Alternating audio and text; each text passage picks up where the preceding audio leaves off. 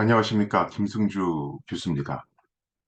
오늘 이 시간에는 암호학 중에서도 공개키 암호와 관련해서 조금 더 집중적으로 알아보는 시간을 갖도록 하겠습니다.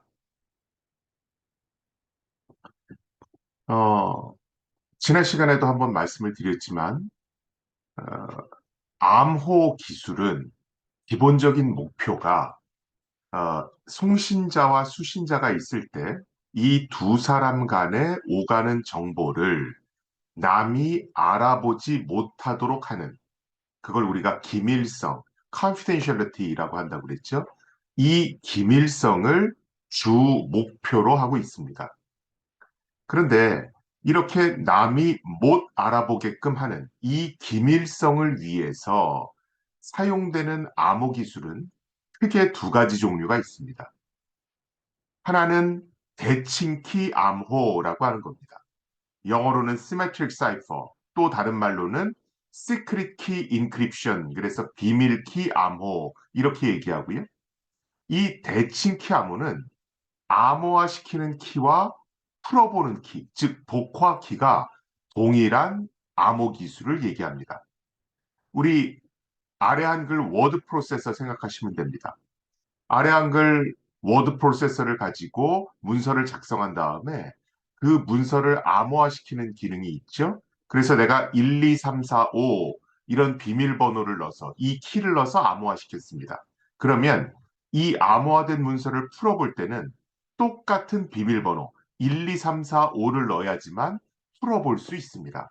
이렇게 암호화시키는 키와 풀어보는 키가 똑같은 형태의 암호 기술, 이것을 우리가 대칭키 암호 또는 비밀키 암호 이렇게 얘기합니다.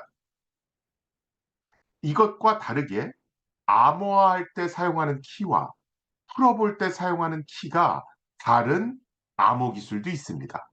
이것을 우리가 비대칭키 암호, 다른 말로는 공개키 암호 이렇게 얘기합니다. 비대칭키 암호, 공개키 암호에서는 1, 2, 3, 4, 5라는 비밀번호를 이용해서 암호화시켰으면 5, 6, 7, 8, 9라는 다른 비밀번호를 이용해서 복호화시키게 됩니다. 자, 이것을 조금 더 알기 쉽게 그림으로 표현하면 다음과 같은데요.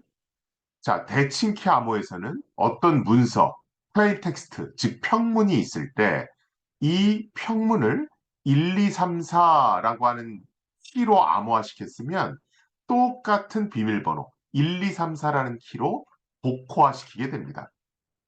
이때 보내는 사람과 받는 사람이 공유하고 있는 이 1, 2, 3, 4라고 하는 키를 비밀키, 시크릿 키 이렇게 얘기합니다.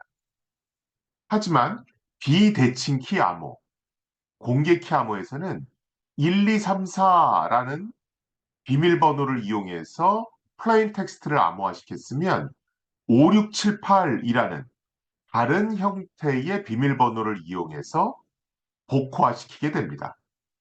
이럴 때 암호화할 때 사용된 1, 2, 3, 4라고 하는 키를 우리가 퍼블릭 키, 그래서 공개 키 이렇게 얘기합니다.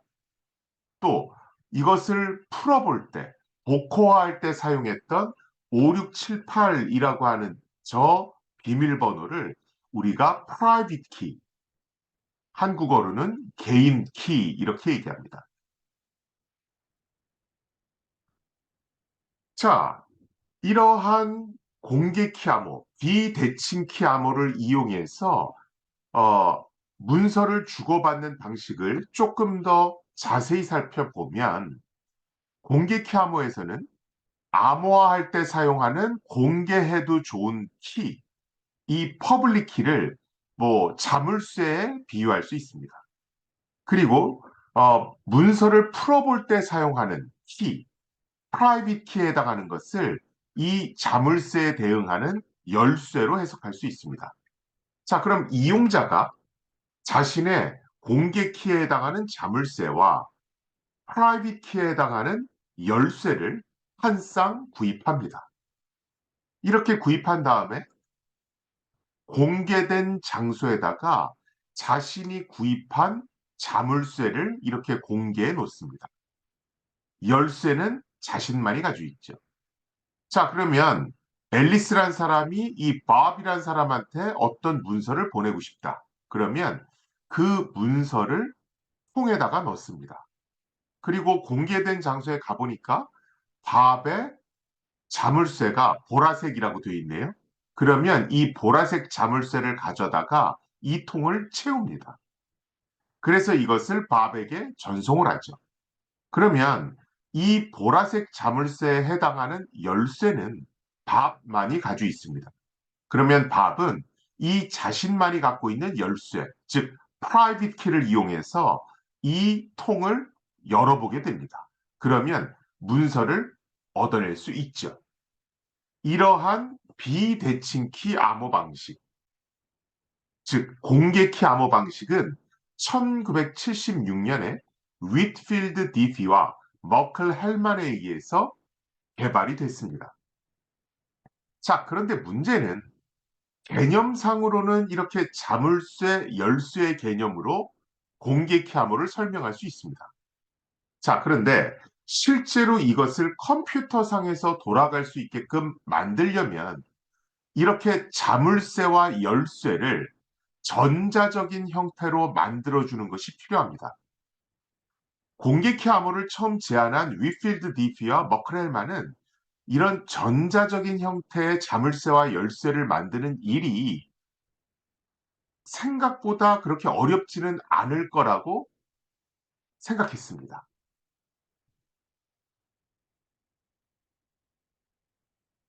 그런데 실제로 이런 전자적인 형태의 자물쇠와 열쇠를 만드는 일은 그렇게 쉽지는 않았고요. 많은 사람들이 전자적인 형태의 자물쇠와 열쇠를 만들려고 굉장히 많은 시도를 했습니다. 하지만 자물쇠를 만들면 부서졌고, 만들면 부서졌고, 이런 것들을 반복하다가 최초로 전자적인 자물쇠와 열쇠를 만드는데 성공했던 사람은 바로 이 세 사람입니다. 당시 MIT에서 같이 연구하고 있던 로널드 리베스트와 에디 샤밀, 그리고 레오나드 에이들만, 이 세 사람이 공개키 암호 방식의 개념이 나온 후 2년 만에 1978년에 세계 최초로 전자적인 형태의 자물쇠와 열쇠를 만드는 방법을 고안해냅니다. 그리고 그 최초의 자물쇠 열쇠로 만들어진 공개키 암호 방식을 이 세 사람의 이름을 본따서 RSA 암호 방식 이렇게 명명하게 됩니다. 최초의 공개키 암호 방식을 만들어낸 공로를 인정받아서 이 세 사람은 월드컵이 열렸던 해죠. 2002년에 컴퓨터 분야의 노벨상이라고 일컬어지는 튜링상을 받게 됩니다. 자, 뭐, 이 세 사람이 만든 최초의 RSA 암호 방식은 대충 제가 개념만 설명드리면 어떤 식으로 동작하냐 하면 각 이용자는 여권 관계에 있는 자물쇠와 열쇠를 하나씩 선택합니다. 그리고 자물쇠를 공개된 게시판에다가 공개합니다. 예를 들어서 밥은 자신의 전자적인 형태의 자물쇠와 열쇠로 13과 13의 여권인 13분의 1을 선택했습니다. 그러면 밥은 13은 인터넷 게시판 같은 곳에다가 이것은 나의 자물쇠입니다. 공개키입니다. 이렇게 등록을 합니다. 그리고 이것의 여권인 13분의 1은 자신만의 비밀로 간직을 합니다. 자, 앨리스가 A라는 문자를 밥에게 비밀리에 전송하고자 합니다. 그러면 어떻게 하냐면 A의 ASCII 코드는 65죠. 그러면 65 이렇게 쓰고 보니까 게시판에 공개되어 있는 밥의 자물쇠는 13입니다. 그러면 65에 13승을 하는 겁니다. 실제 여러분들이 계산기를 놓고 65에 13승 이렇게 해보면 이런 식으로 369-720-589-101, 871-337-890-625 이런 숫자로 계산되는 걸 보실 수가 있습니다. 그러면 앨리스는 밥에게 이 숫자를 그냥 전송합니다. 그러면 밥은 이 암호문으로부터 원래 메시지 65를 구해내야 되겠죠. 어떻게 하냐 이 369-720-589-101, 871-337-890-625 이 암호문에다가 자신의 프라이빗 키 13분의 1승을 하는 겁니다. 자, 이 전체에다가 13분의 1승을 하게 되면 어떻게 됩니까? 65의 13에 13분의 1승한 것과 똑같죠. 그러면 13분의 1과 13은 서로 상쇄될 거고요. 그러면 65만 남습니다. 이 65를 아스키 코드 테이블을 보고 다시 문자로 바꾸면 A가 나오게 됩니다. 이것이 기본적인 RSA 암호 방식의 개념입니다. 자, 그런데 이 RSA 암호 방식, 지금 여러분들이 보고 계신 RSA in a nutshell이라고 하는 이 방식은 기본적으로 문제가 있습니다. 뭐냐면 여권 개념만 조금만 알면 자물쇠를 보는 순간 이거 프라이빗 키는 13분의 1이네 이렇게 쉽게 계산해낼 수 있죠. 즉 자물쇠가 너무 부실한 겁니다. 그래서 원래 오리지널 RSA에서는 어떤 식으로 하냐 하면 이렇게 모드라는 개념을 추가합니다. 이 모드 2773은 무슨 뜻이냐 하면 어떤 수를 2773으로 나눈 나머지를 뜻합니다. 자, 제가 여러분들한테 3의 17승을 하면 129, 140, 163이 나옵니다. 자, 그런데 129, 140, 163에 다시 몇 승을 하면 원래대로 3으로 돌아올까요? 이러면 여권 개념만 좀 아시는 분은 17분의 1을 하면 되는데요. 이렇게 쉽게 알아맞힐 수가 있습니다.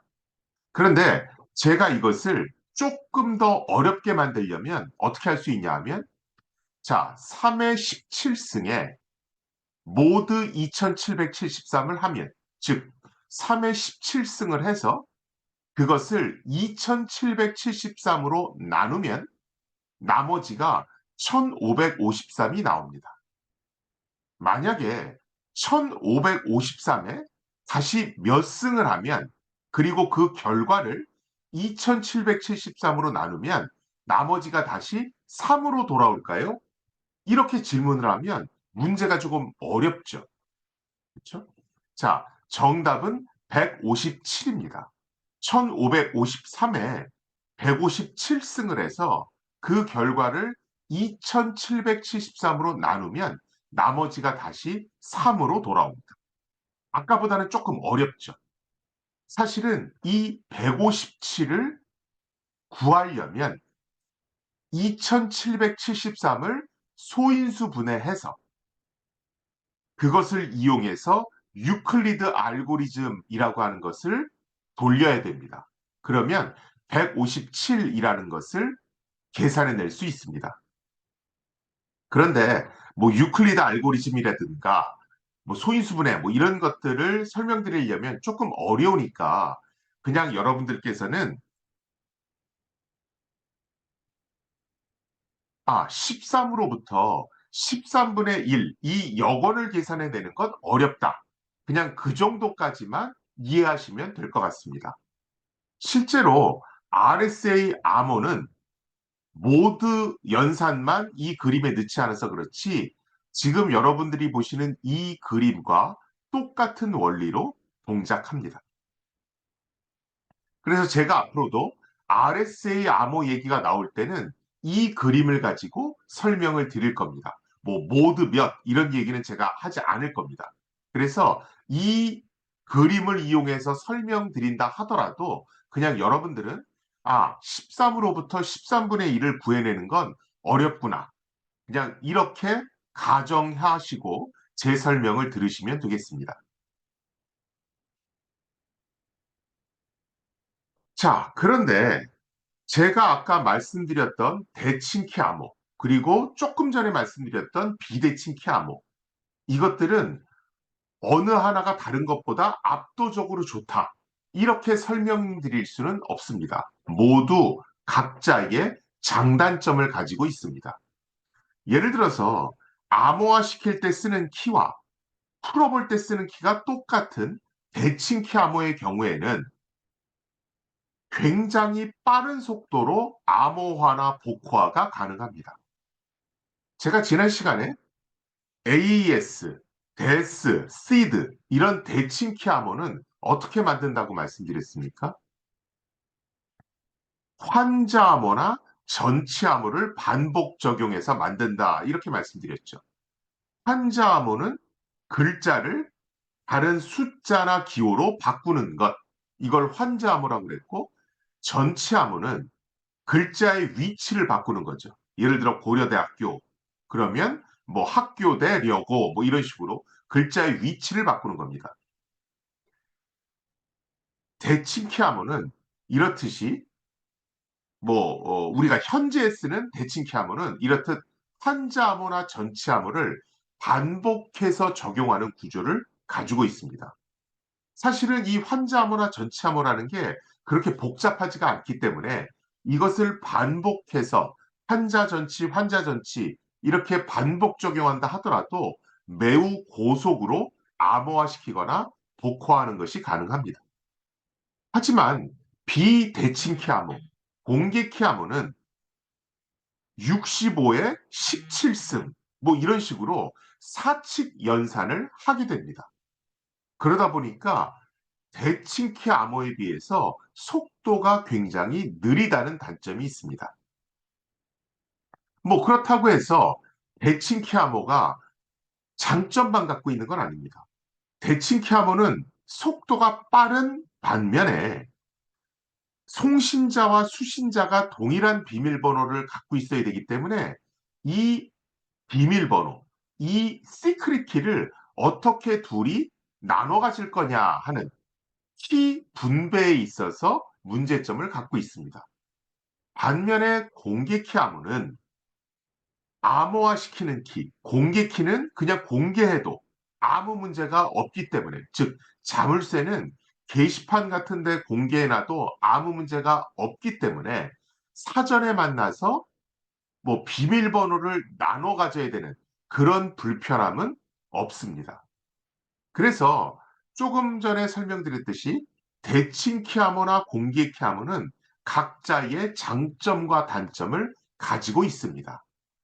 그래서 우리가 인터넷 뱅킹 같이 현대 사회에서 뭐 현재 인터넷에서 우리가 암호 통신을 할 때는 대칭키와 공개키 암호를 서로 혼합해서 쓰는 하이브리드 인크립션 방식을 사용합니다.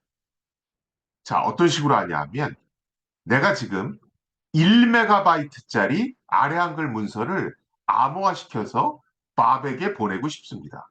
그런데 이 1메가바이트짜리 문서를 공개키 암호를 이용해서 암호화시키려면 속도가 너무 느려집니다. 그래서 어떻게 하느냐? 이 1메가바이트짜리 문서를 AES와 같은 대칭키 암호를 이용해서 암호화시킵니다. 이때 비밀번호가 필요하니까 1, 2, 3, 4, 5라고 하는 비밀키를 이용해서 이 1메가바이트짜리 문서를 암호화시켰다고 가정하겠습니다. 자, 그러면 이 1메가바이트짜리 암호문을 보냅니다. 그러면 이 암호문을 수신한 밥은 이거를 풀어야 되겠죠. AES 암호를 이용해서 풀어야 됩니다.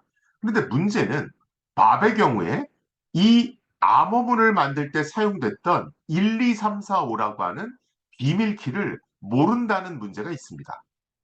이것을 해결하기 위해서 앨리스는 어떻게 하냐 하면 이 1, 2, 3, 4, 5라는 비밀키를 밥의 자물쇠, 밥의 공개키를 이용해서 다시 암호화시킵니다. RSA 암호를 이용해서 암호화시킵니다.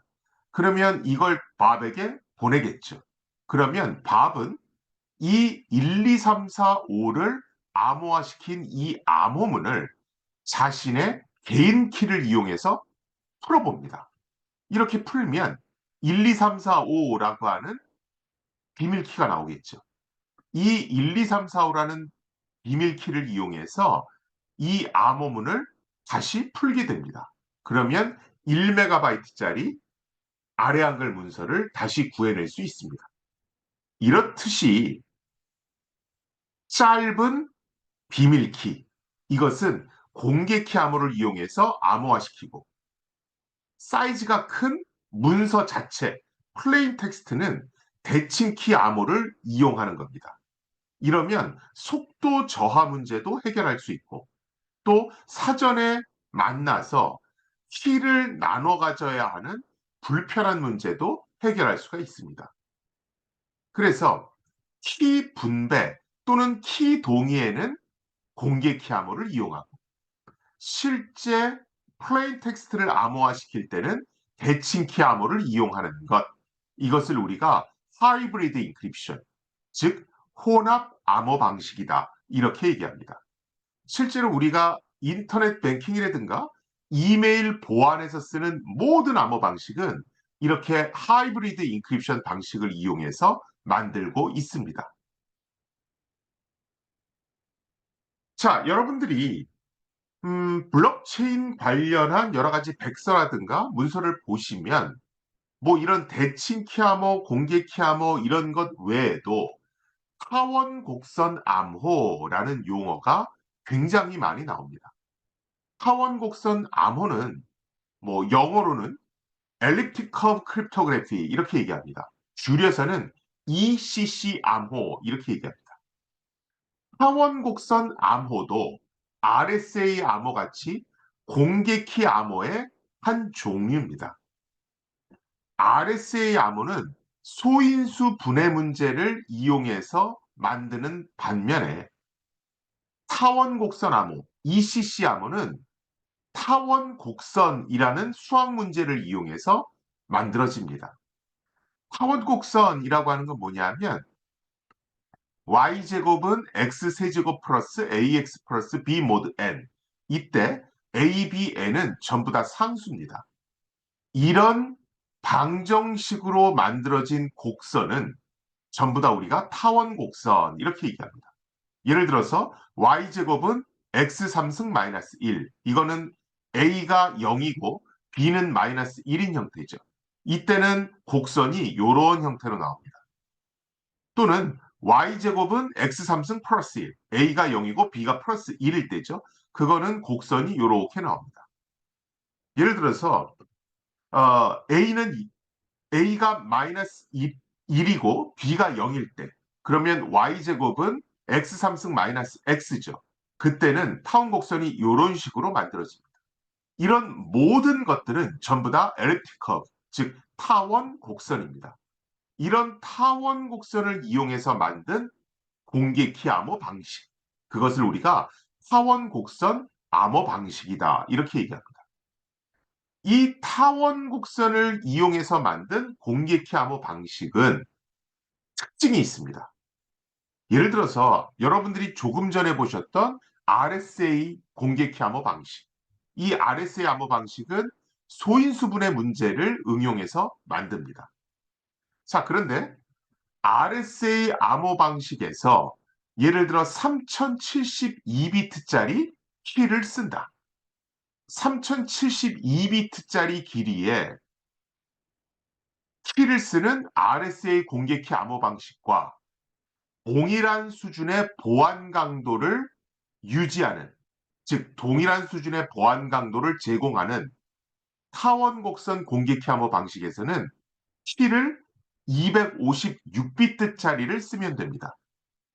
즉 256비트짜리 길이의 키를 쓰는 타원 곡선 공개키 암호는 3072비트짜리 길이의 키를 쓰는 RSA 공개키 암호 방식과 안전성 강도가 동일합니다.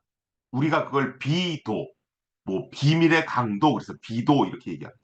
자, 3072비트짜리 키 길이를 갖는 암호와 256비트짜리 키 길이를 갖는 암호.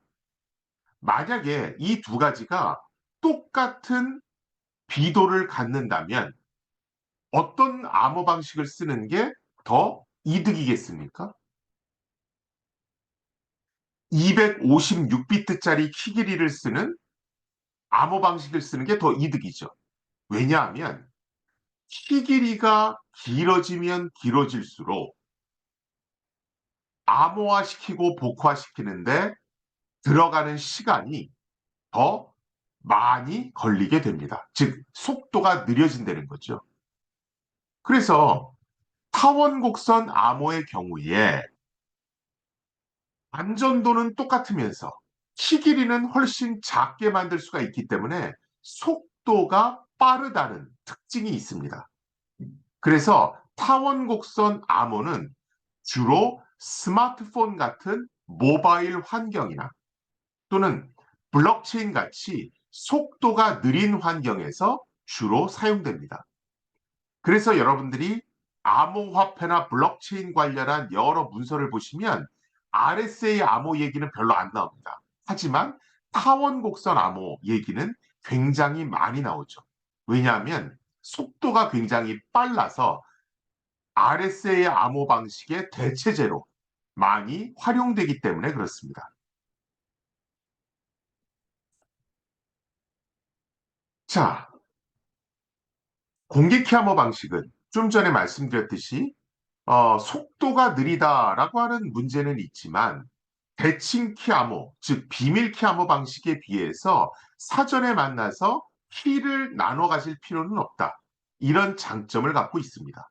그런데 이런 장점 외에도 공개키 암호 방식은 비밀키 암호 방식, 즉 대칭키 암호 방식에 비해서 응용 분야가 굉장히 많다는 특징까지도 있습니다. 공개키 암호 방식은 일단은 기밀성, confidentiality를 제공하는데 활용될 수 있습니다. 그런데 그것 외에도 전자서명이라는 것을 가능케 하는 원천 기술이 되기도 합니다. 자, 우리가 전자서명 그러면 아마 여러분들 이런 거 많이 떠올리실 거예요. 우리가 뭐, 등기 우편 같은 거 받으면 요새는 그 배달원 아저씨께서 이렇게 노트패드 같은 거 딱 주고 여기 사인해 주세요 이러죠. 그렇죠? 사실은 이런 식의 전자서명은 법적으로는 아무런 의미가 없습니다. 왜냐하면 이건 단순히 이미지일 뿐이기 때문에 포토샵 같은 걸로 이 이미지를 떼서 다른 문서에다가 얼마든지 갖다가 붙일 수 있습니다. 즉, 위변조가 굉장히 쉽다는 얘기죠. 그래서 이렇게 그래픽 이미지 형태의 전자서명은 그냥 우리한테 어떤 보여주는 효과만 있을 뿐 법적으로는 아무 의미가 없는 행위입니다. 우리가 보통 전자서명이라는 것이 법적으로 효력을 가지려면 데이터 인티그리티, 메시지 어센티케이션, 넌 리피디에이션 이 세 가지 특징을 가져야 된다. 이렇게 보통 얘기들을 합니다. 데이터 인티그리티는 우리나라 말로는 데이터 무결성입니다. 이 데이터 무결성이라고 하는 것은 저장돼 있는 데이터 또는 전송 중인 데이터가 무단으로 위변조되는 것을 막는 성질. 그것을 우리가 데이터 무결성 이렇게 얘기합니다. 메시지 어센티케이션. 이것은 다른 말로는 데이터 오리진 어센티케이션 이렇게도 얘기합니다. 이 메시지 어센티케이션은 해당 메시지가 누구로부터 왔는가 그 출처를 인증해 주는 겁니다. 이것을 메시지 어센티케이션 이렇게 얘기합니다. non repudiation은 부인 방지 이렇게 얘기합니다. 이것은 내가 어떤 행위를 해놓고 나중에 저 그거 한 적 없는데요? 이렇게 오리발 내미는 것을 막아주는 그런 성질을 얘기합니다. 자, 여러분들이 계약서에다가 전자서명이 아니라 실제로 여러분들이 어떤 계약서에 서명을 했거나 아니면 인감도장을 찍었다라고 생각을 해보겠습니다. 자, 그러면 일단 함부로 계약서의 내용을 수정할 수 없죠. 만약에 도장을 찍은 다음에 계약서의 내용을 수정하려면 어떻게 해야 됩니까? 해당 부분에 줄 두 개 찍찍 긋고 거기에 사인하거나 도장을 찍은 다음에 그 위에 어떻게 수정했다라고 써야 되죠. 즉, 도장이 없으면 수정할 수가 없습니다. 또 내가 도장을 찍었습니다. 그러면 내가 인감 도장을 찍으면 뭐가 같이 딸려옵니까? 인감증명서가 같이 딸려오죠. 그러면서 아, 이거 누가 도장 찍은 거야? 누구의 서명이야? 이걸 확인할 수가 있습니다. 즉, 출처를 확인할 수 있죠. 메시지 어센티케이션 기능을 제공하는 겁니다. 그리고 이런 행위를 했을 경우에, 즉 계약서에 도장을 찍었을 경우에 이것은 나중에 오리발을 내밀 수 없게 합니다. 즉, 나중에 나 그런 적 없어. 이거 내가 한 거 아닌데? 그러면 계약서와 그 다음에 인감증명서 첨부해서 법원에 제출하면 되죠. 그렇죠? 그래서 자신이 한 행위를 부인할 수가 없습니다. 그래서 우리가 일상적으로 일반 계약서에 날인하는 행위, 서명하는 행위는 데이터 인티그리티, 메시지 어센티케이션, 넌 리피디에이션을 다 만족시킵니다. 반면에 예를 들어서 배달원 아저씨께서 등기우편을 나한테 준 다음에 자, 이거 아이패드에 사인해 주세요. 그래서 내가 컴퓨터 그래픽을 이렇게 서명을 했습니다. 내가 포토샵을 이용해서 문서의 내용 얼마든지 바꿀 수 있죠. 서명 이거 떼다가 다른 데다가 막 붙일 수 있습니다. 그렇죠? 그래서 데이터 인티그리티라든가 메시지 어센티케이션이라든가 넌 리피디에이션 이런 성질이 하나도 충족이 안 됩니다. 그래서 이런 그래픽 이미지 형태의 전자서명은 제대로 된 전자서명이라고 얘기할 수가 없습니다. 자, 그런데 저렇게 그래픽 형태가 아니고 여러분들이 앞에서 배우셨던 공개키 암호 기술을 이용하면 데이터 인티그리티, 메시지 어센티케이션, 넌 리피디에이션 성질을 만족하는 제대로 된 전자서명을 만들어낼 수가 있습니다. 자, 제가 아까 공개키 암호는 자물쇠와 열쇠로 구성됩니다. 이때 이 자물쇠는 플레인 텍스트, 즉 메시지를 암호화시키는 데 사용되고 또 게시판 같은 데다가 마음대로 공개할 수 있기 때문에 대중한테 오픈할 수 있기 때문에 우리가 이것을 공개키라고 부릅니다. 이렇게 설명드렸습니다. 그리고 개인 키의 경우에는 나만이 보관하고 있고 이것은 암호화된 메시지를 풀어볼 때, 즉 복호할 때 사용합니다. 이렇게 설명드렸습니다. 자, 그런데 이 공개키 암호 방식을 만들고 나서 잘 보니까 개인 키는 나만이 갖고 있어. 그러면 이 개인 키를 이용해서 서명을 하게 하고 그리고 누구나 볼 수 있는 이 공개키, 암호화할 때 하는 이 암호화할 때 사용하는 이 공개키를 이용해서 해당 서명을 검증할 수 있도록 하면 데이터 인티그리티, 메시지 어센티케이션, 넌 리퓨디에이션을 만족하는 그런 제대로 된 전자서명을 만들 수 있지 않을까? 이렇게 생각을 합니다. 무슨 말이냐 하면 어떤 메시지가 있습니다. 그러면 서명하는 어떤 알고리즘에다가 메시지하고 나만 알고 있는 개인 키를 집어넣는 겁니다. 그러면 어떠한 서명 값이 만들어져요. 그러면 메시지 뒤에다가 이 서명 값을 붙여서 상대편한테 보냅니다. 그러면 이것을 받은 사람은 이 서명이 이 메시지에 대한 올바른 서명인지를 공개 키 값을 이용해서 검증하는 겁니다.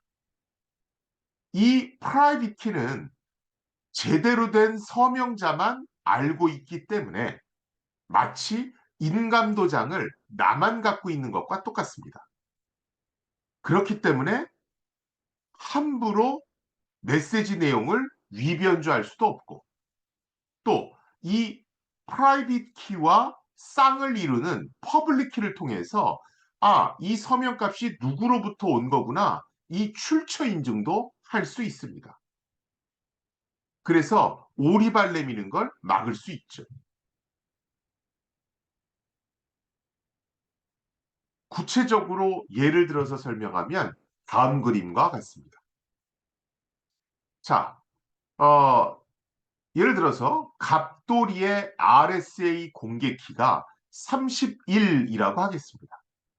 갑돌이는 이것에 해당하는 여권을 개인 키로 갖고 있겠죠. 그럼 31분의 1을 갖고 있을 겁니다.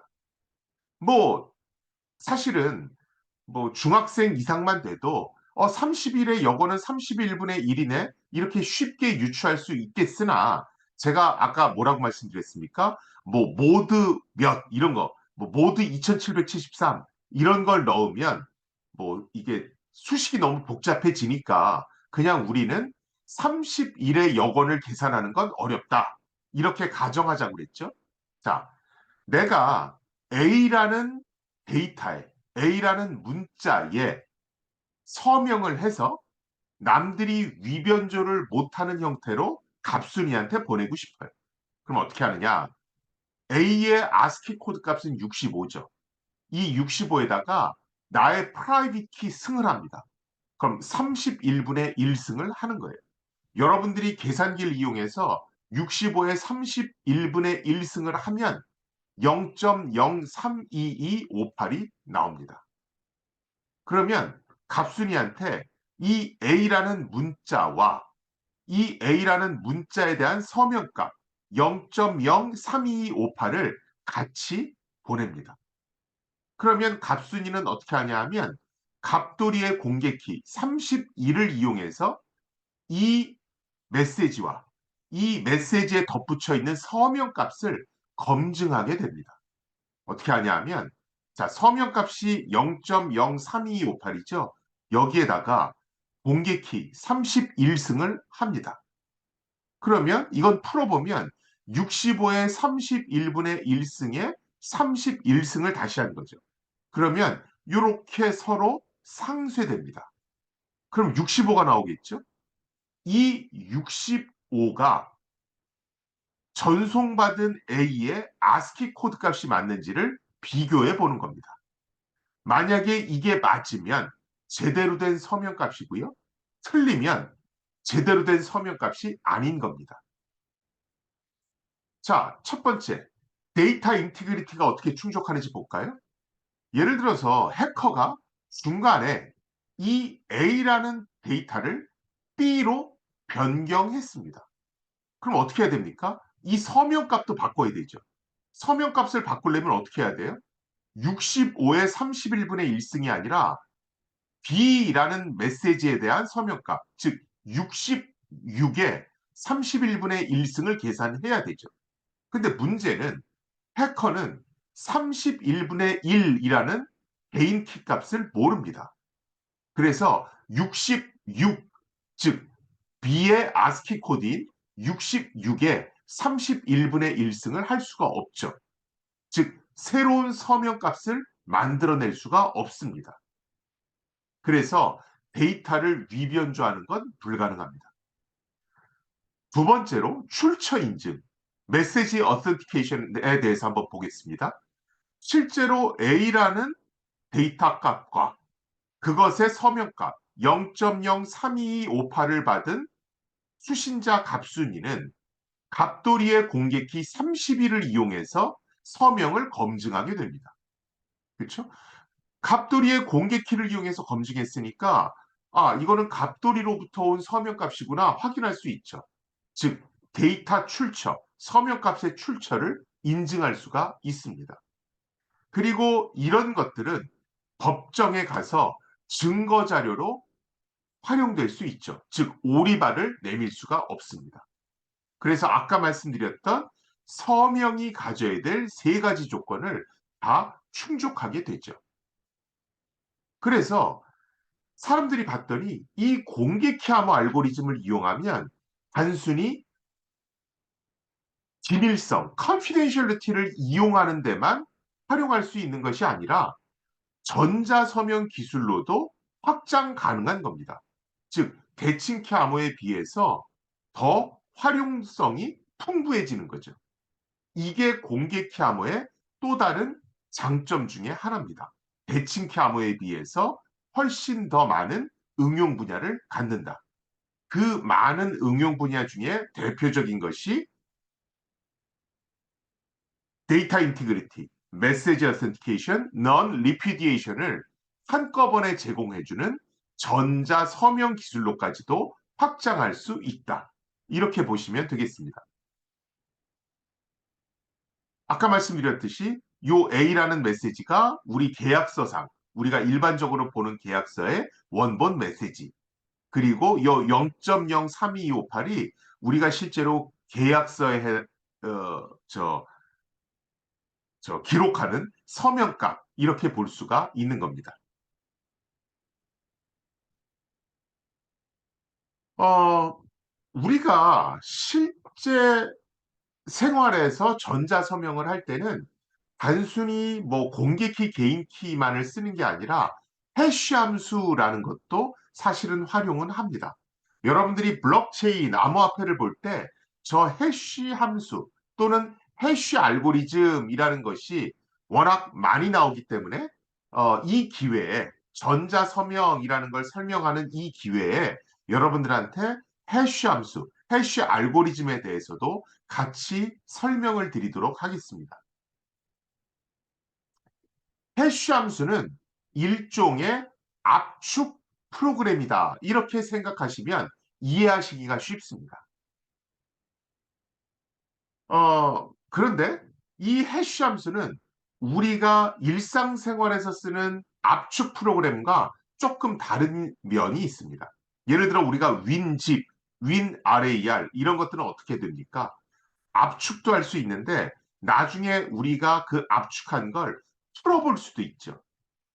그런데 이 암호학에서 말하는 크립토그래피 또는 블록체인에서 말하는 해시 함수는 압축만 가능하고 풀어볼 수는 없는 특징이 있습니다. 이걸 우리가 일방향성 이렇게 얘기합니다.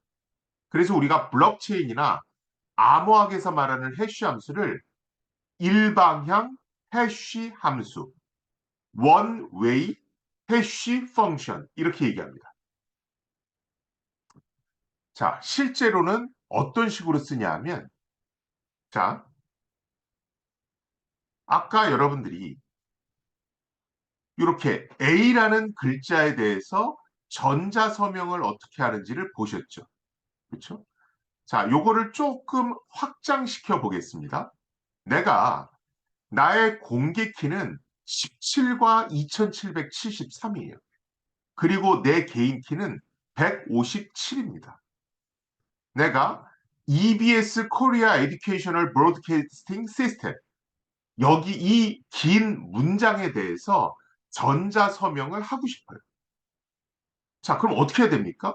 여러분들이 조금 전에 보신 이 방식을 이용하려면 글자 하나하나 하나마다 전부 다 서명값을 만들어야 되죠. E자에다 서명하고 B자에다 서명하고 S자에다가 서명하고 이렇게 알파벳 하나하나 하나마다 서명값을 다 계산해야 됩니다. 이러려면 시간이 너무 오래 걸리잖아요. 그래서 어떻게 하냐 하면 EBS 코리아 에듀케이셔널 브로드캐스팅 시스템, 이 문장 전체를 일방향 해시 함수에 집어넣어서 압축합니다. 예를 들어서 이 긴 문장이 3이라는 숫자 하나로 압축됐다고 가정하겠습니다. 자, 그러면 이 압축한 요 결과값에다가 내가 요 프라이빗 키, 개인 키를 이용해서 서명을 하는 겁니다. 아까 어떻게 서명했죠? 어떤 숫자가 나오면 거기에 개인키 승을 했죠. 근데 제가 원래 RSA에서는 여기 모드 몇 하는 것도 들어간다고 그랬죠. 모로 나눈 나머지. 그래서 실제로는 어떻게 하냐면 내가 EBS 코리아 에듀케이셔널 브로드캐스팅 시스템이라는 문장이 있습니다. 이것을 일방향 해쉬 함수로 압축합니다. 그 압축한 결과가 3이라고 합시다. 그러면 3에다가 개인키 승을 하는 겁니다. 3에 157승. 근데 이걸 그냥 하는 것이 아니라 실제 RSA에서는 이렇게 2773으로 나눠서 그 나머지 값을 구합니다. 여러분들이 계산기로 3에 157승을 한 다음에 그걸 2773으로 나누면 나머지가 441이 나올 겁니다. 이 441이 EBS 코리아 에듀케이셔널 브로드캐스팅 시스템에 대한 서명 값이 됩니다. 자, 그러면 이것을 상대편한테 보내죠. 그러면 상대편은 EBS 코리아 에듀케이셔널 브로드캐스팅 시스템이라는 문서를 받았고 441이라고 하는 서명값도 같이 수신을 했습니다. 자, 그러면 이것을 어떻게 검증하느냐? 이 서명값 441에다가 이것을 보낸 사람의 공개키 17승을 합니다. 그 다음에 441의 17승한 값을 2773으로 나누죠. 그래서 나머지를 구하면 3이 나옵니다. 실제 여러분들이 계산기를 이용해서 해보면 3이 나올 겁니다. 그 다음에 어떻게 하느냐 하면 EBS 코리아 에듀케이셔널 브로드캐스팅 시스템을 해쉬 함수를 이용해서 압축합니다. 그러면 아마 3이라는 값이 나올 겁니다.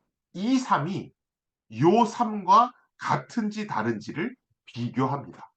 같으면 데이터가 중간에 위변조된 게 아닌 거고요. 만약에 다르면 중간에 위변조가 된 겁니다. 이것이 RSA 전자서명 방식입니다.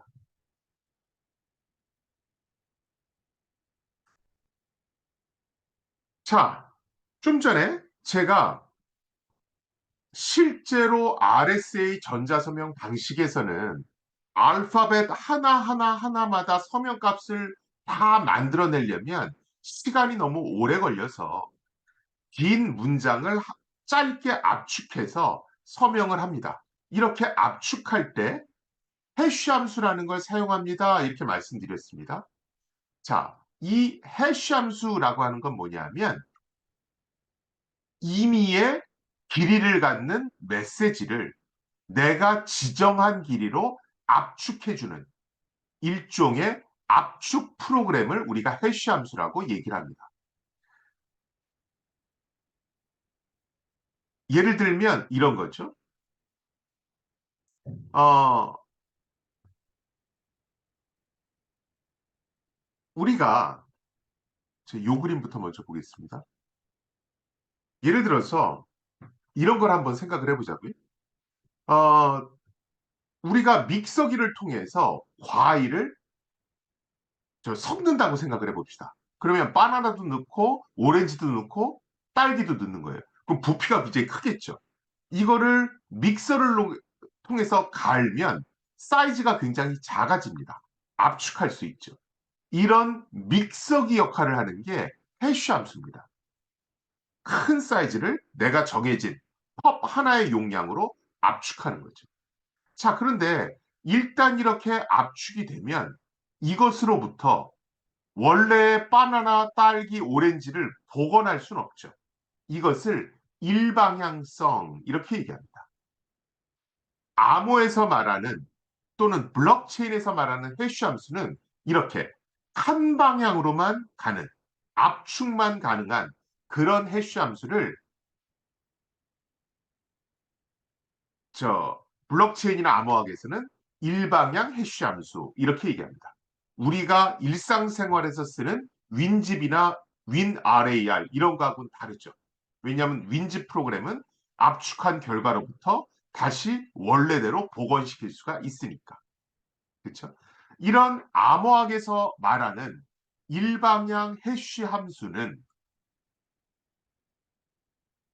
실제 전자서명을 생성하는데 사용될 수도 있고요.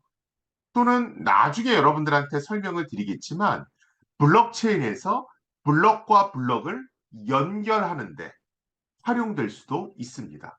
실제로 블록체인에서는 이 해시 함수가 굉장히 광범위하게 활용이 됩니다.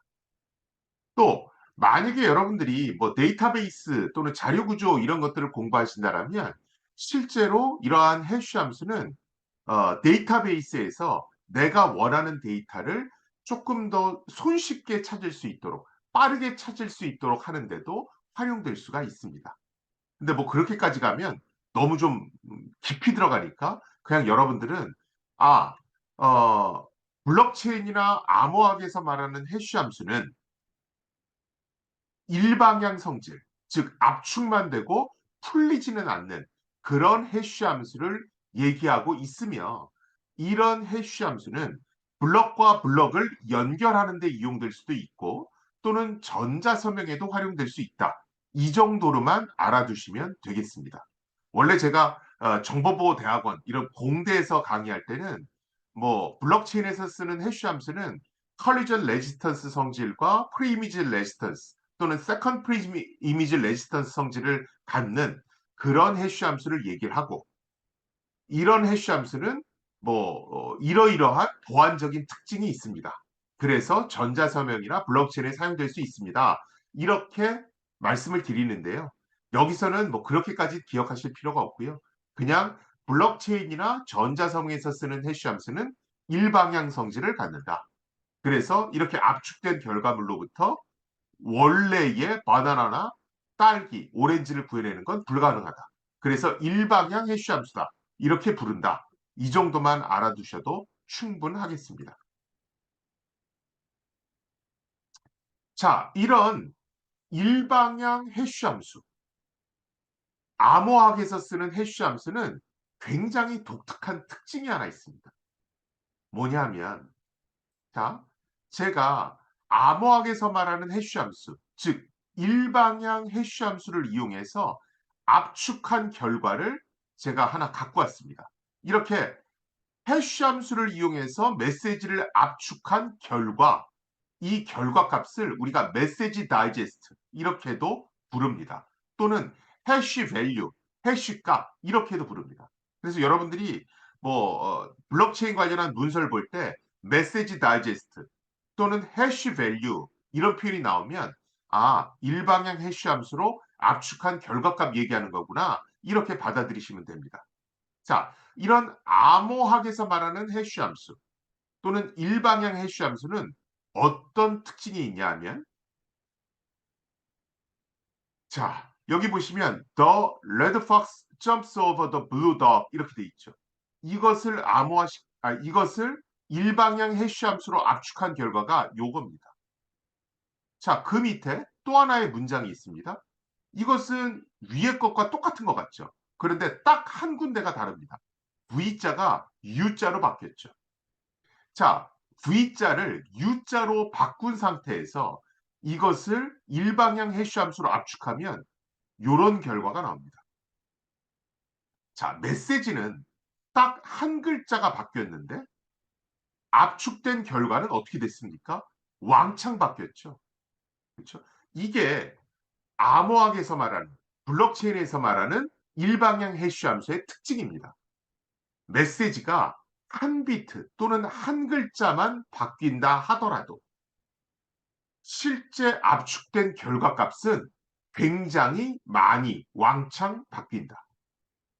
바로 이 성질 때문에 블럭과 블럭을 연결하거나 또는 전자서명에서 메시지를 압축하는데 활용할 수가 있는 겁니다. 일반적으로 일방향 성질을 갖지 않으면 이렇게 왕창 바뀌는 그런 성질을, 그런 특성을 기대하기가 굉장히 어렵습니다. 그래서 여러분들은 이 시간 이후로 어떻게 알고 계시면 되냐 하면, 아, 전자서명이나 블록체인에서 사용하는 해시 함수는 일방향 해시 함수라는 걸 이용한다. 그런데 이 일방향 해시 함수라는 건 압축만 되고 다시 원래대로는 돌아가지 못하는 그런 특징이 있다. 그런데 이런 일방향 해시 함수를 이용했을 때 우리가 얻을 수 있는 효과는 어떤 게 있냐 하면, 메시지가 조금만 변해도 압축한 결과는 왕창 바뀌기 때문에 보안성이 더 올라가는 그런 특징이 있다. 이렇게 보안성이 올라가기 때문에 우리가 블럭과 블럭을 연결한다든가 아니면 전자서명에서 데이터를 압축해서 위변조를 방지하는 데 사용할 수 있는 것이다. 이렇게 정리해 두시면 되겠습니다. 실제로 이런 일방향 해시 함수는 단순히 뭐 전자서명에서 메시지를 압축하는데, 또는 블록체인에서 블럭과 블럭을 연결하는 데만 사용되는 것이 아니고요. 우리가 비밀번호를 저장하는 데도 사용할 수 있습니다. 여러분들이 어, 뭐 네이버라든가 다음 같은 데 가보시면 아이디 치고 비밀번호 입력하시잖아요. 그렇죠? 자, 그러면 내가 네이버 포털에 들어가서 아이디하고 비밀번호를 등록했습니다. 그리고 내가 해당 포털에 로그인할 때 똑같은 아이디와 비밀번호를 입력하죠. 그렇죠? 당연히 네이버 포털의 중앙 서버 어딘가에는 내 비밀번호가 보관돼 있겠죠. 그러니까 내가 비밀번호를 입력했을 때 그게 옳은 비밀번호인지 아닌지를 비교할 수 있는 거잖아요. 그렇죠? 자, 그런데 만약에 네이버의 중앙 서버에 내가 등록한 비밀번호 1, 2, 3, 4, 5, 6, 7, 8 이렇게 똑같은 비밀번호를 중앙 서버에 저장해 놓는다라면 문제가 발생할 수 있습니다. 뭐냐 하면, 첫 번째 문제는 네이버의 중앙 서버 관리자는 내 비밀번호를 쉽게 알아낼 수 있죠. 왜냐하면 데이터베이스만 그냥 보면 되니까. 두 번째 문제는, 만약에 해커가 내 네이버의 중앙 서버에 침투한다라면, 해킹에 성공해서 네이버의 중앙 서버에 액세스할 수 있게 된다면 내 비밀번호를 쉽게 가져갈 수 있다라는 그런 문제가 있습니다.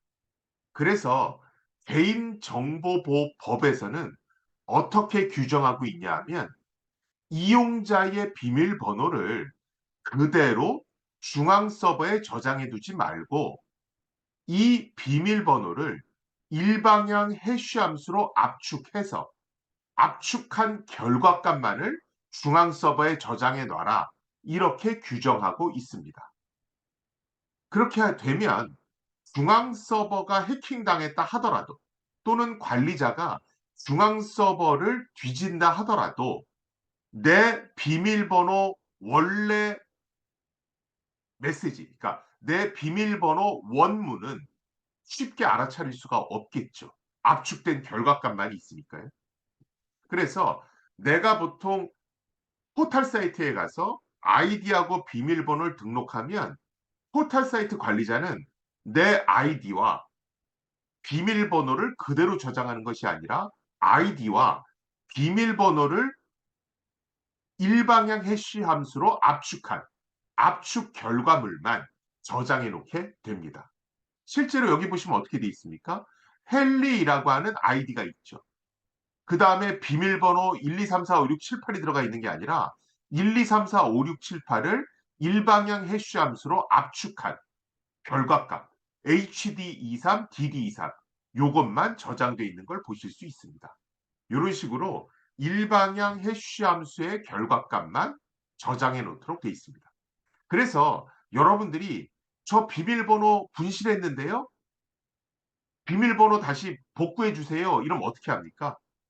내가 입력했던 비밀번호를 그대로 주는 게 아니라 포털 사이트에서는 임시 비밀번호를 생성해서 사용자 이메일 계정으로 또는 휴대폰 문자로 보내주게 되죠.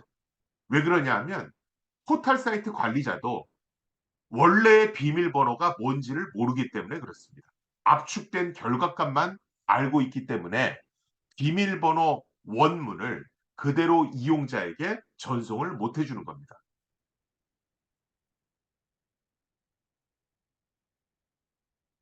실제로 이 일방향 해시 함수, 암호학에서 쓰는 해시 함수는 꽤 또 파란만장한 역사를 갖고 있습니다.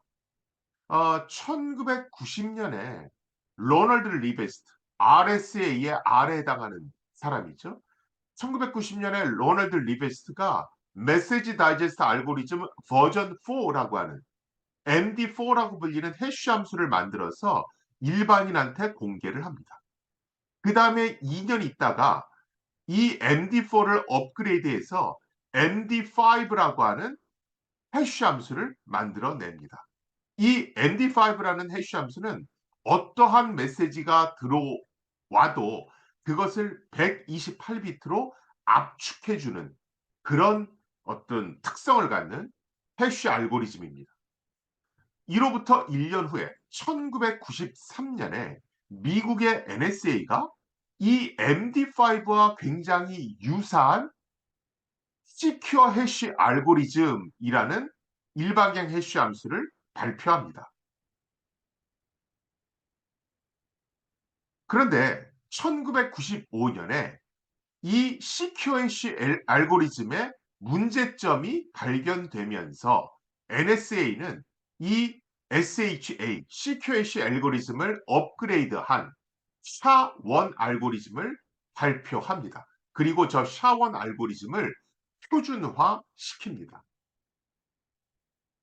자, 그런데 재미난 것이 이로부터 한 10년 정도 지나서 2005년에 중국 산동대학의 왕샤오인 연구팀이 바로 이분입니다.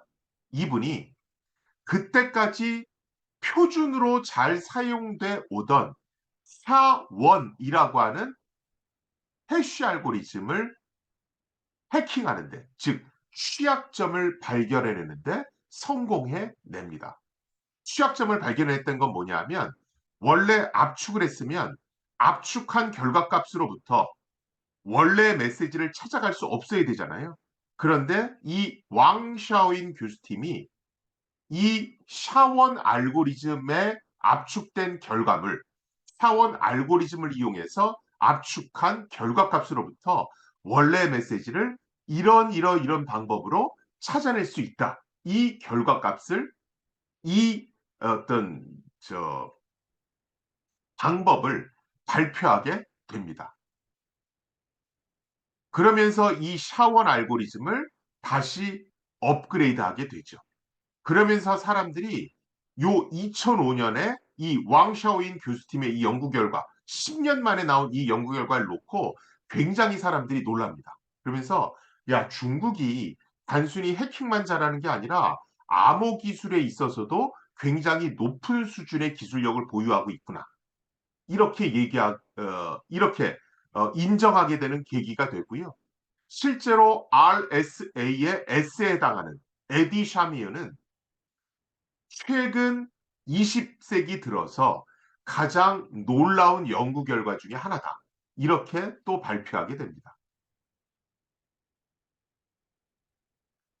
자, 여러분들한테 전자서명과 해시함수에 대해서 설명을 드렸습니다. 사실은 이 전자서명 기술은 우리 주변에 굉장히 많이 사용되고 있습니다. 여러분들이 인터넷 뱅킹 할 때 계좌 이체하죠. 그때 계좌 이체할 때 공인인증서를 입력하세요. 이런 거 나올 겁니다. 왜 공인인증서를 입력하라고 하냐 하면 여러분들이 은행에 가서 다른 사람 계좌로 이체하려고 그래요. 그럼 어떻게 합니까? 무슨 이렇게 전표 같은 거 주죠. 거기에 받는 사람 계좌 쓰라고 그러고 보내는 사람 계좌 쓰라고 그러고 보내는 금액 쓰라고 그러고 그냥 뭐 하라고 그럽니까? 서명하라고 그러잖아요. 아니면 도장 찍으라고 그러죠. 인터넷 뱅킹에서 전자서명을 이용해서 서명을 하도록 요구하는 겁니다. 이렇게 서명을 해야 되기 때문에 실제로 전자서명을 구동하기 위해서 공인인증서를 입력하라고 나오는 겁니다. 또 이런 인터넷 뱅킹 이외에도 여러분들 주변에서 전자서명이라는 하는 것은 굉장히 많이 찾아볼 수가 있습니다.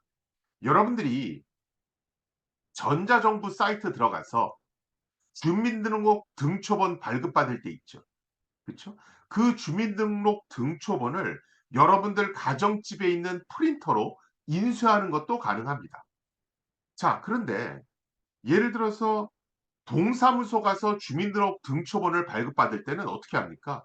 서류 맨 아래에다가 여기 예를 들어 뭐 경기도 동두천 시장 그러면서 여기에 관인을 찍어 주죠. 그쵸? 그런데 내가 우리 집에서 프린터로 인쇄할 때는 저 관인을 찍을 수가 없습니다. 그러니까 어떻게 합니까? 전자서명을 하죠. 전자 정부 사이트 가서 여러분들 주민등록 등초본 발급받을 때는 실제로 전자서명으로 관인을 대신합니다. 그런데 이 전자서명 값을 어떻게든 인쇄를 해야 될 거 아니에요. 그래서 경기도 동두천 시장에 개인 키를 이용해서 전자서명을 수행한 다음에 그 전자서명을 2차원 고밀도 바코드로 요렇게 인쇄해 주는 겁니다. 여러분들 전자문서 발급받으면 실제로 그 프린터로 인쇄하면 밑에 시꺼먼 거 이런 거 찍히죠. 이걸 우리가 2차원 고밀도 바코드 이렇게 얘기합니다. 여러분들이 제일 흔하게 보시는 게 통조림 깡통에 있는 이렇게 짝대기로 막 있는 거.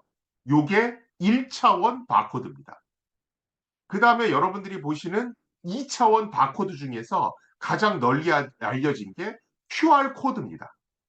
그런데 이런 1차원 바코드나 2차원 QR 코드는 그 안에 담을 수 있는 데이터 용량이 굉장히 제한적이에요.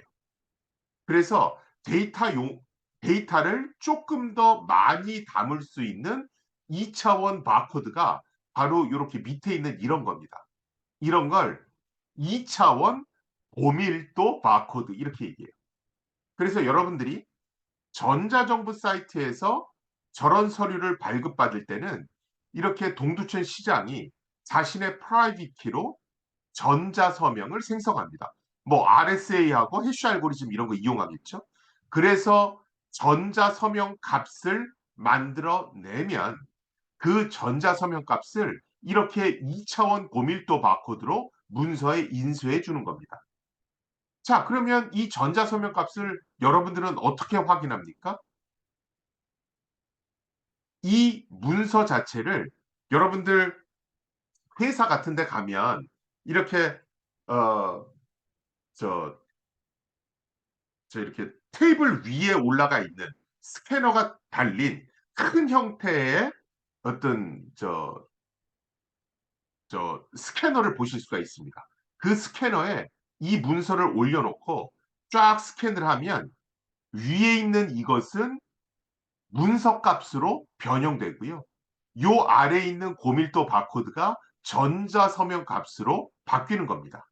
그래서 컴퓨터 프로그램을 이용해서 실제로 이 전자서명 값이 옳은지 그른지를 판별할 수 있게 됩니다. 자, 그러면 여러분들이 많이 보시는 건 요거죠, 요거. 요 위에 있는 것, 또 좌측 하단에 있는 이거. 이것은 원본 이렇게 써 있는 걸 보실 수가 있습니다. 얘는 뭐냐 하면 전자서명 값이 아니고요. 이거는 이 문서가 복사됐는지 아닌지, 이게 원본인지 복사본인지를 구별해주는 마크입니다. 우리가 뭐 지금은 안 그렇지만 예전에는 주민등록 등초본을 전자정부 사이트에서 발급받으려면 일정 비용을 지불해야 됐습니다. 근데 예를 들어 내가 100원 내고 이렇게 전자서명이 박힌 전자문서를 내가 받았어요. 근데 그걸 복사해서 계속 쓰면 문제가 되잖아요. 그래서 이 원본 마크를 붙인 겁니다. 그래서 이 원본 마크는 여러분들이 프린터로 출력한 문서를 복사하게 되면 이 원본 마크가 사라지게 됩니다. 그래서 이 원본 마크는 복사 방지 마크, 그리고 이 2차원 고밀도 바코드로 형성된 이것은 실제로 문서의 위변조를 막아지고 출처를 확인시켜주는 마크, 이렇게 보시면 되겠습니다.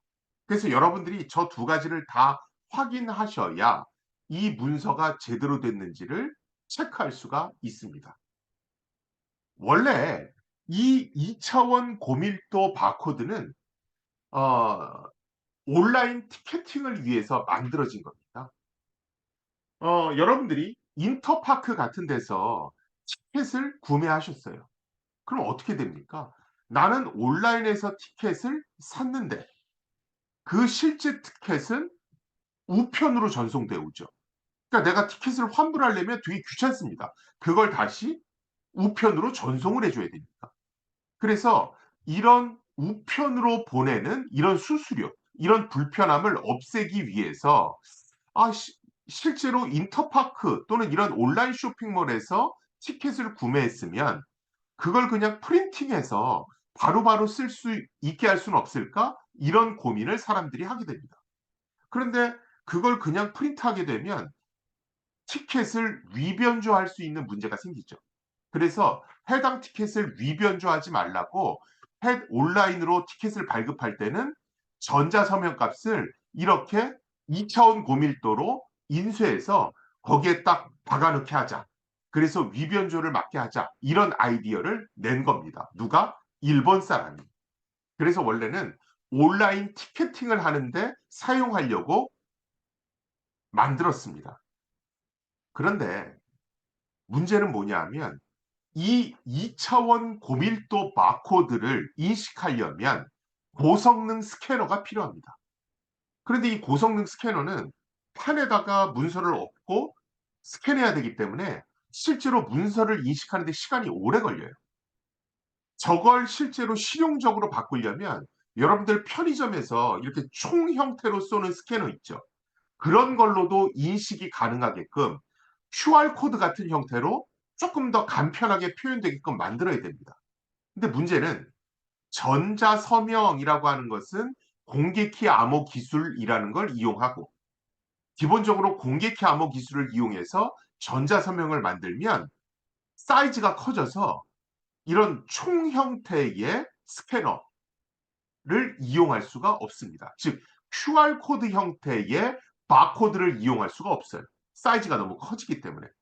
그래서 아직까지는 기술적 한계가 있고 그래서 온라인 티켓팅에는 사용할 수가 없습니다.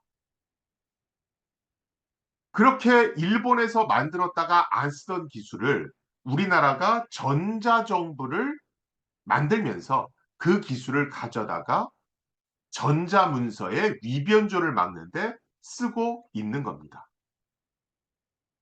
만약에 여러분들이 이 2차원 고밀도 바코드로 출력된 이 전자서명 값을 QR코드 사이즈로, 즉 권총용 스캐너로 인식될 수 있는 사이즈로 압축할 수 있는 기술을 개발할 수만 있다면 여러분들은 사실 굉장히 큰 돈을 버실 수도 있게 될 겁니다. 근데 아직까지는 제가 알고 있는 한 그런 기술은 개발되지 못했습니다. 그래서 우리나라 전자정부 사이트에 한정적인 데서만 활용되고 있는 겁니다.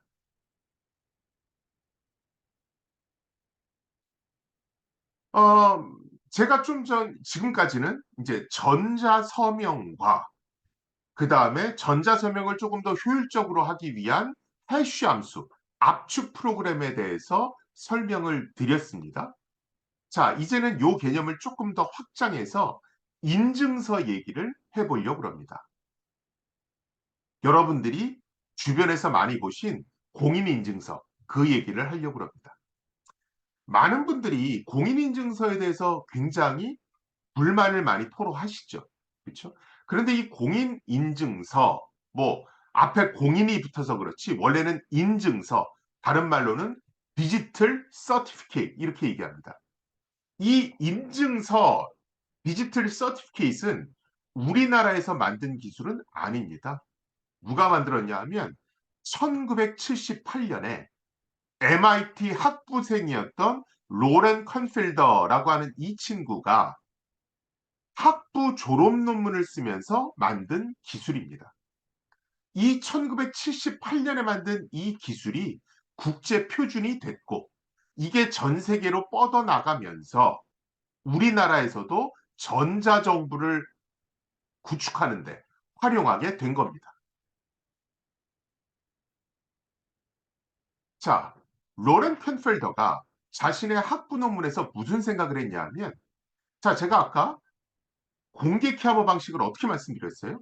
사람들은 각자의 자물쇠와 열쇠를 선택해서 인터넷에 공개된 게시판에다가 자물쇠를 등록하고, 그리고 열쇠는 자신만이 갖고 있습니다. 이렇게 설명을 드렸습니다. 내가 어떤 문서를 암호화시켜서 상대편에 보내고 싶어요. 그럼 어떻게 하냐 하면 이 문서를 어떤 철통에다 집어넣죠. 그 다음에 수신자의 자물쇠를 가져다가 이 철통을 채웁니다. 그리고 이걸 보내죠. 그러면 여기 자물쇠가 채워져 있죠. 이 자물쇠에 해당하는 열쇠는 수신자 반만이 갖고 있기 때문에 자신만 보관하고 있는 열쇠를 가지고 자물쇠를 풀어서 문서를 꺼내본다. 이렇게 설명을 드렸습니다.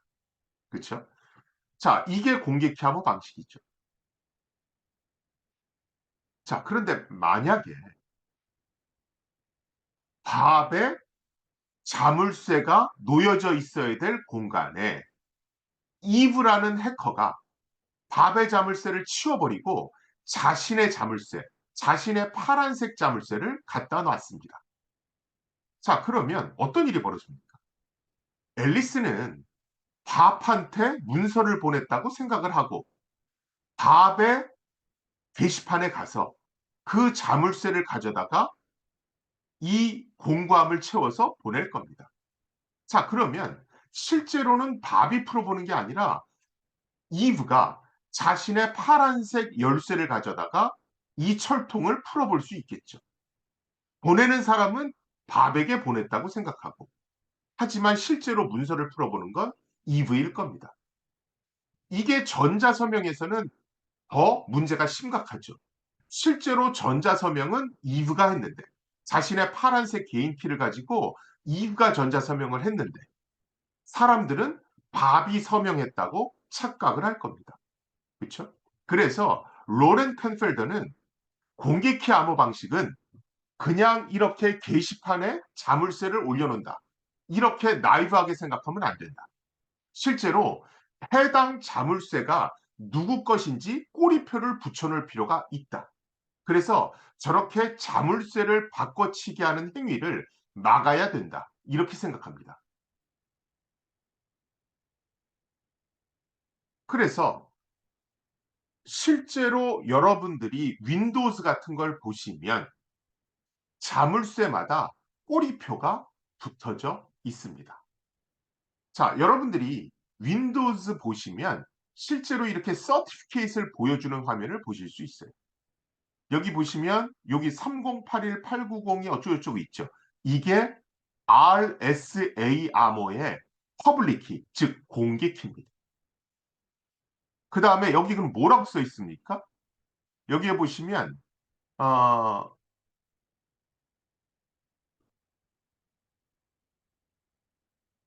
여기 issued to라고 해놓고 이 공개 키는 누구에게 발급된 겁니다. 이렇게 돼 있죠. 그렇죠? 그래서 여기에 그 사람의 뭐 인터넷 주소, URL 주소가 있네요. 그래서 이 공개 키는 이 사람에게 발급됐다는 뜻입니다. 즉, 이 사이트에 발급됐다는 뜻입니다. 이 공개 키를 발행해 준 사람은 이 사람. 그리고 여기에 있는 건 유효 기간을 뜻합니다. 이런 식으로 꼬리표를 붙여놔서 사람들이 공개 키를 바꿔치기 못하도록 해야 된다. 이것을 이 꼬리표를 디지털 서티피케이시라고 얘기하고요. 이 개념을 처음 제안한 사람이 로렌 켄펠더입니다. 실제로 여러분들 공인인증서 다 발급해서 갖고 계시죠? 지금 화면에서 보시는 이것은 저의 공인인증서입니다.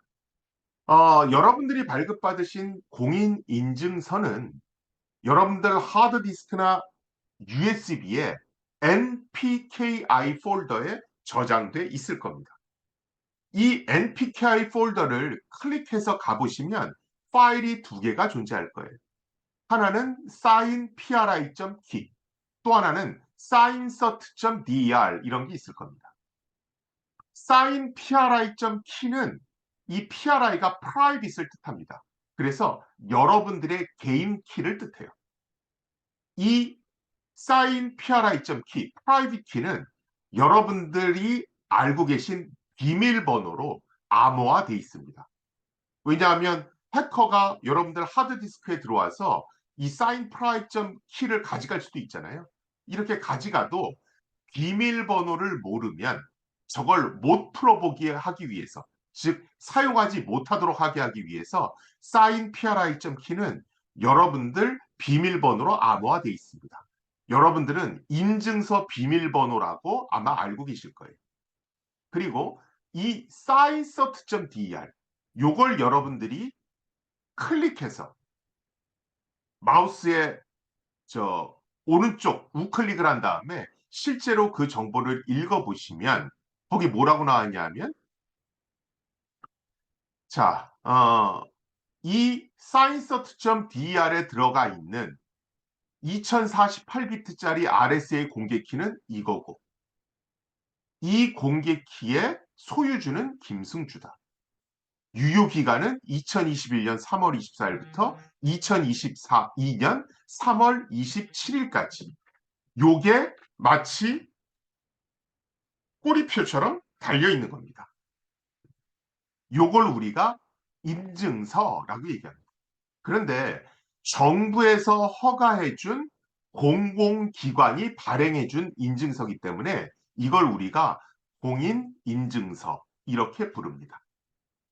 여러분들도 실제 여러분들 댁에 돌아가셔서 이걸 해보시면 여기에다가 저 마우스 클릭해서 정보를 읽어보시면 뭐 유효기간 좀 다를 거고요. 요 주체라고 하는 여기에 여러분들 이름이 기록돼 있을 겁니다.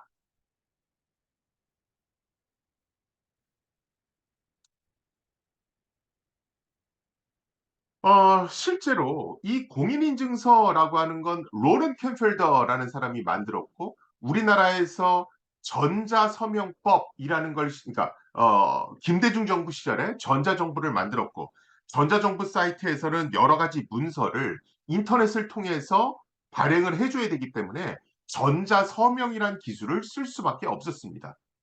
자, 그런데 이 전자서명이라고 하는 건 인감도장이나 내가 손으로 하는 사인하고 좀 다르잖아요. 그래서 전자서명법이라는 걸 만들어서 이렇게 공개키 암호 기술을 이용해서 만들어진 전자적인 형태의 서명도 인감도장과 똑같은 법적 효력을 부여하겠다. 이렇게 법을 만듭니다. 그게 바로 전자서명법입니다. 그러면서 이제 공인인증서라는 게 널리 사용되게 됐죠.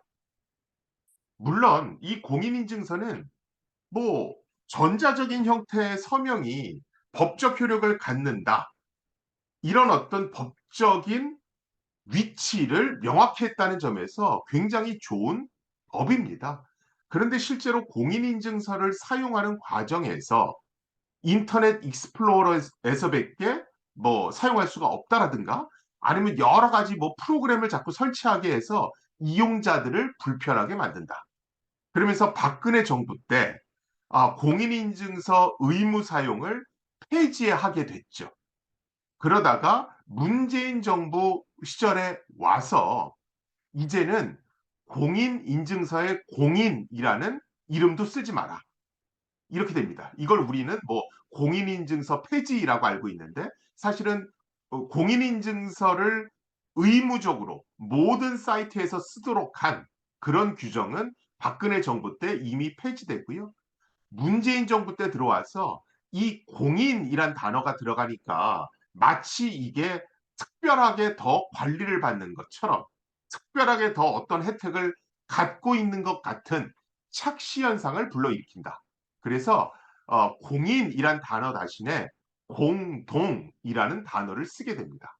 그래서 여러분들이 요새 사이트 가서 보시면 공인인증서 이렇게 안 써 있고 공동인증서 이렇게 써 있거나 아니면 공인 괄호 열고 공동인증서 이렇게 써 있죠.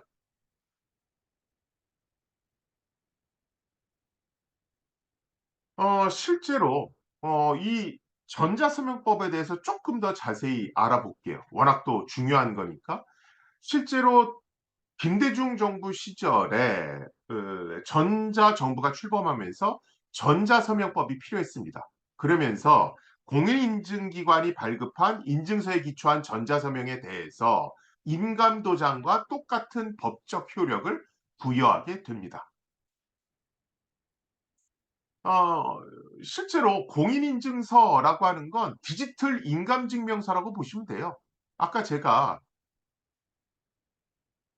여기서 보여드렸죠. 실제 보시면 공개 키는 누구고, 이 공개 키의 소유주는 누구고, 유효기간은 얼마고, 그렇죠? 이것은 잘 보면 인감증명서하고 똑같습니다.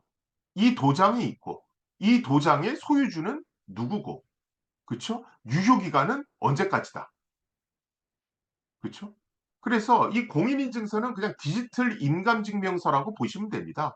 앞에 공인이 붙은 건 법에서 허가한 사람이 발급했다. 인감증명서 아무나 발급 안 하잖아요.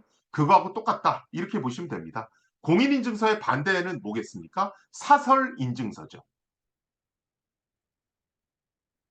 우리가 인감도장이 있고 막도장이 있듯이 실제로 정해진 기관이 발급한 공인인증서도 있고 아니면 아무나 발급하는 사설인증서도 있는 겁니다. 그렇게 그냥 생각하시면 되고요. 자, 사실은 이런 전자서명법이라든가 공인인증서를 만든 게 사실은 문제는 아닙니다. 굉장히 앞서갔고 우리나라 전자정부라든가 인터넷 뱅킹을 빨리 자리 잡게 한 굉장히 중요한 제도인 건 사실입니다.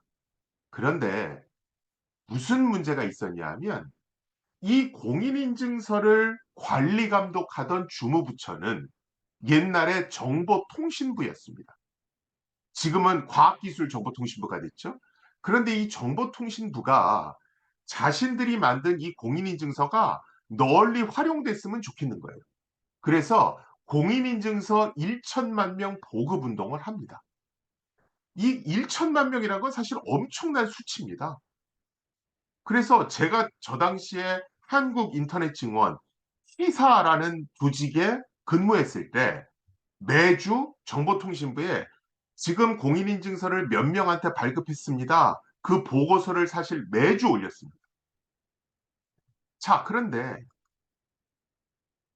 정보통신부가 의욕이 과도한 나머지 다른 부처한테도 이 공인인증서를 좀 널리 활용하게 해주세요. 이렇게 협조 요청을 하게 됩니다. 자, 이렇게 협조 요청을 받은 금감원과 금융위가 전자금융 감독 규정을 개정합니다. 그러면서 2006년에 전자금융 감독 규정에다가 뭘 집어넣냐 하면 공인인증서를 의무적으로 사용하라. 즉, 모든 전자금융거래에 있어서 공인인증서 또는 이와 동등한 수준으로 인정받는 방법을 반드시 사용하라. 이렇게 사용 의무화를 시킵니다. 전자서명법에는 공인인증서 사용이 의무화돼 있지 않습니다. 전자서명법에는 야, 공인인증서에 기초한 전자서명도 또 법적 효력을 인감도장과 동일한 수준으로 인정해 줄게. 이렇게만 돼 있습니다. 그런데 2006년에 금융위와 금감원이 전자금융거래법과 전자금융감독규정을 바꾸면서 공인인증서 사용을 의무화시킨 겁니다. 이러면서 문제가 발생하기 시작합니다. 이렇게 사용 의무화를 시키면서 내가 인터넷에서 만날 수 있는 모든 인터넷 쇼핑몰, 모든 인터넷 뱅킹에서는 전부 다 공인인증서만 쓰게 된 겁니다. 그러다 보니까 내가 인터넷을 돌아다니면 다 공인인증서를 쓰라고 그러고 그러면서 각종 컴퓨터 프로그램을 덕지덕지 설치하도록 유도를 하게 됩니다. 자, 이러다가 박근혜 정부 때 결국은 사단이 났죠.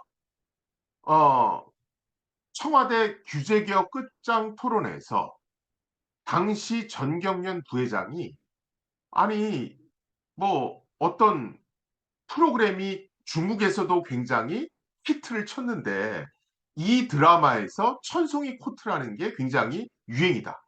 그런데 중국 사람들이 이 천송이 코트를 사고 싶어도 공인인증서가 없어서 못 사고 있다.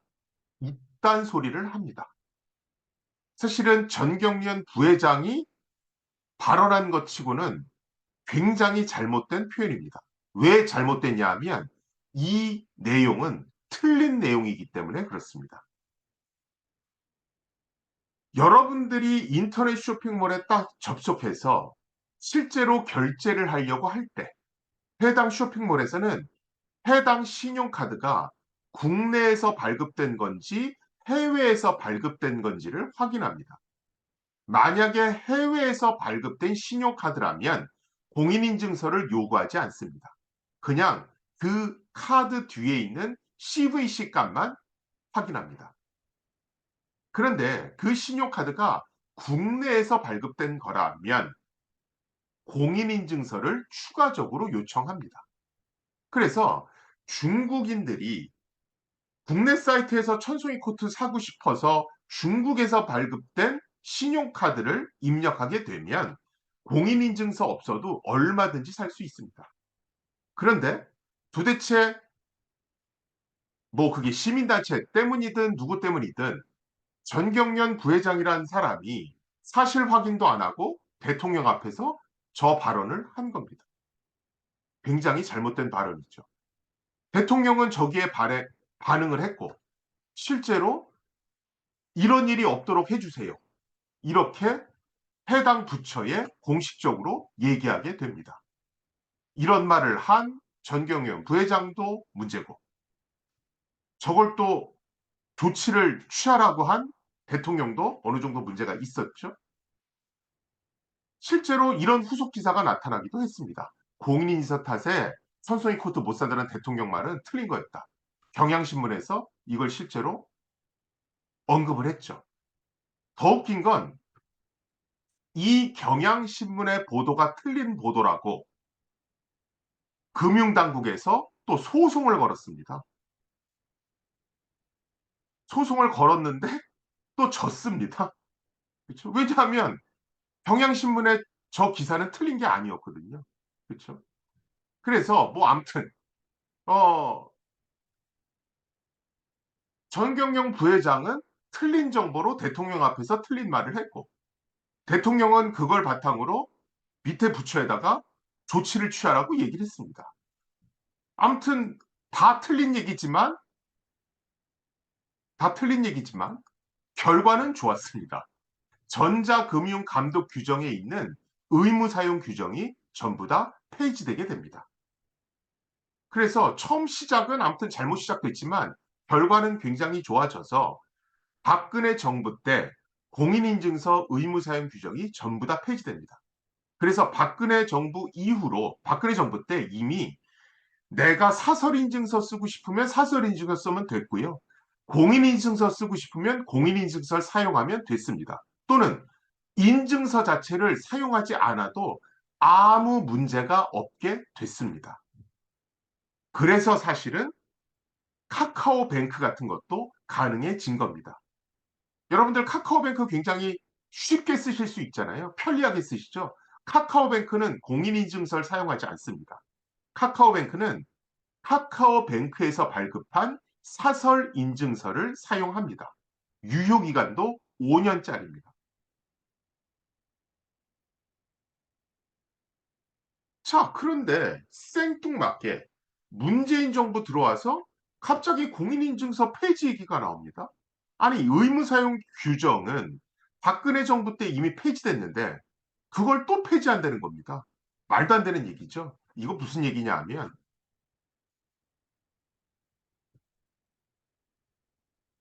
시민단체를 중심으로 해서 공인인증서를 없애자라는 얘기가 굉장히 강하게 제기되기 시작합니다.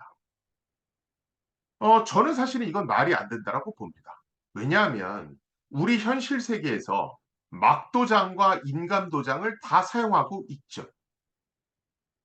인감도장을 쓰고 싶은 사람은 인터넷 그러니까 우리가 은행 거래할 때 인감도장 쓰고 싶은 사람은 인감도장 쓰면 되고, 막도장 쓰고 싶은 사람은 막도장 쓰면 됩니다. 선택의 자유가 있죠.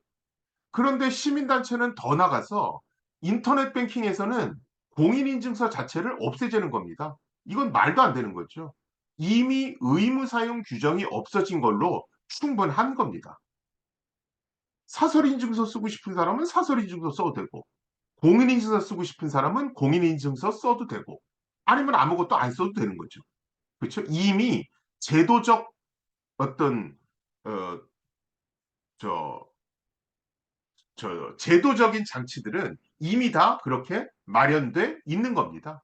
그런데 시민단체가 보기에는 공인인증서, 이 공인이란 말을 쓰는 것 자체가 마음에 안 드는 거예요. 그냥 공인인증서를 없애버리고 싶은 거예요. 그래서 문재인 정부 시절에 저 공인이란 단어 자체를 못 쓰게 해주세요. 이렇게 얘기합니다. 그런데 보니까 사람들이 이 공인인증서에 대한 불만이 되게 많았거든요. 그렇죠? 그래서 공인인증서 폐지라는 자극적인 단어를 이용해서 공약을 만들게 됩니다. 그래서 그걸 공인인증서 폐지라는 어떤 제목으로 홍보를 하게 되죠. 사실은 공인인증서가 없어지는 게 아니라요. 공인이란 이름이 공동으로 바뀐 겁니다. 그래서 공인이라는 단어가 갖는 우월적 지위를 없애겠다. 뭐 그런 겁니다. 저는 대단히 잘못된 거라 보고 있고요.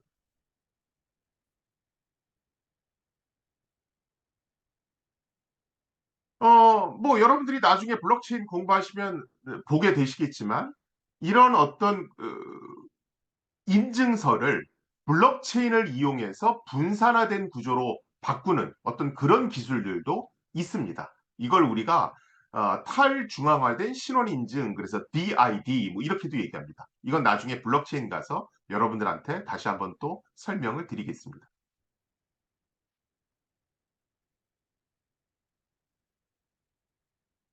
자, 요새는 뭐 공인인증서, 사실은 공동인증서가 훨씬 더 진화했죠.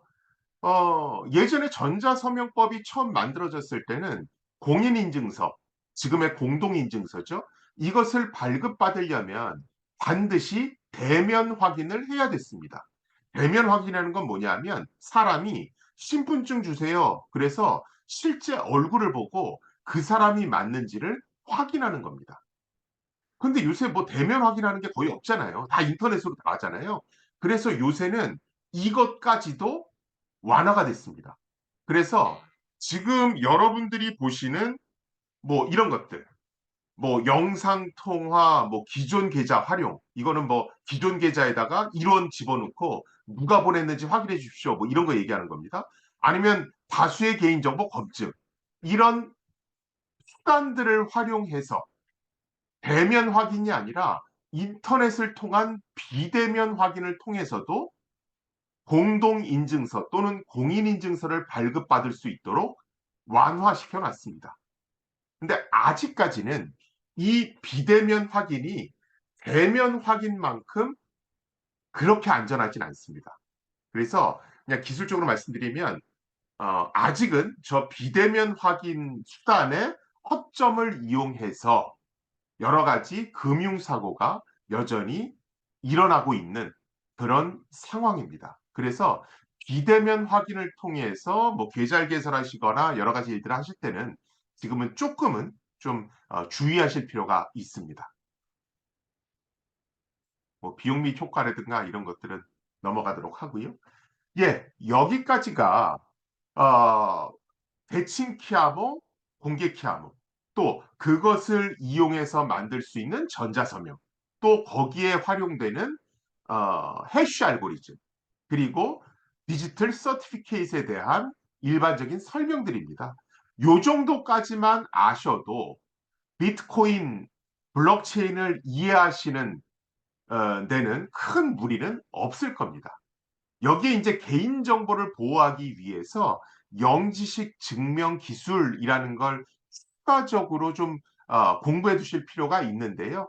이 영지식 증명과 관련해서는 나중에 필요할 때, 뭐, 모네로라든가 뭐 이런 거 할 때 여러분들한테 설명드리게 될 겁니다. 이 영지식 증명과 관련해서는 비트코인, 이더리움 이 설명 다 드리고 나서 다크코인, 모네로와 뭐 젯캐시 같은 걸 할 때, 어, 그것을 공부할 때 사용되는 기반 기술 해서 영지식 증명이나 이런 익명성 보장 기술은 그때 가서 추가적으로 여러분들한테 강의해 드리도록 하겠습니다. 자, 오늘 강의는 여기까지 해서 마치도록 하고요. 다음 시간부터는 이제 실제 비트코인이 어떻게 동작하는지 맨 처음 여러분들과 강의할 때 했던 것처럼 그렇게 개략적인 설명이 아니라 실제적인 비트코인과 블록체인은 어떻게 동작하는지에 대해서 알아보도록 하겠습니다. 어, 다음에 비트코인 공부하기 전까지는 여러분들이 오늘 공부하셨던 뭐 공개키하모, 대칭키하모, 전자서명 해시함수 그리고 디지털 서티피케이트 여기에 대해서는 여러분들이 다시 한번 복습을 통해서 거기에 대해서 완벽히 이해하고 오셔야 수업을 쫓아가시는데 지장이 없으실 걸로 생각이 됩니다. 예, 그럼 오늘 수업은 여기서 마치도록 하고요. 다음 시간에 또 뵙도록 하겠습니다. 고생하셨습니다.